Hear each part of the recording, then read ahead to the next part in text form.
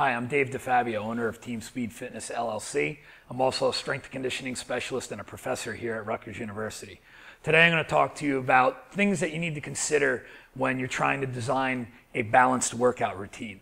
And the term balance can mean different things to different people. Here's what it means to me. First, you need to make sure that you're doing some sort of resistance training, some sort of cardiorespiratory training, some sort of flexibility, mobility training. So your routine shouldn't be one-sided. It should include all of those things. Generally, flexibility and mobility, you can work on that almost every day, if not 7 days a week, 6 days a week. And you should be incorporating that into your routine where you're working on flexibility after every single workout. So in regards to having a balanced resistance training routine, the general rule is you want to challenge each major muscle group twice a week on non-consecutive days. So if you're training full body in a single session, that means you're doing a full body workout 2 to 3 times a week on non-consecutive days. If you're doing a split routine, meaning that it's not full body, maybe you're doing upper body one day, lower body the next day, then you're going to get into the gym maybe 4 times a week.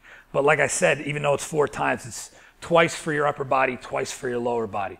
So you may be in the gym anywhere from 3 to 6 days a week, depending on what kind of split routine you're doing. But again, if it's full body, 2 to 3 times a week. And then in terms of cardiorespiratory endurance, at the very least 3 times a week, something that challenges your stamina and your endurance. And it could be things like the elliptical, like running, but it doesn't have to be that standard kind of cardio. You can do a lot of calisthenic interval type training to help improve your cardiorespiratory endurance. And again, 3 times a week. The other thing that balanced refers to is muscular balance. Balance between your antagonist and agonist muscle groups. So in other words, muscles on opposite sides of the joint. And the balance means that you have the proper amount of strength and flexibility between those muscle groups.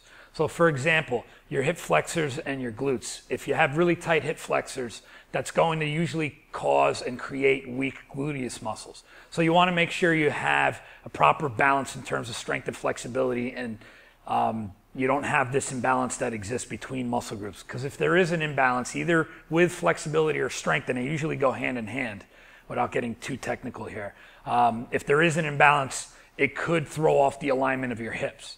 And if your hips are out of alignment, then that could cause problems with your low back or with your knees, either above and below the area where the problem is originating from. So you want to make sure that your routine's balanced in a way where if you do have any muscular imbalances already, you're trying to correct those, and then you rebalance your routine so that for every pushing movement you're doing a pulling movement. For whatever you do on your left side of your body, you do on your right side of your body.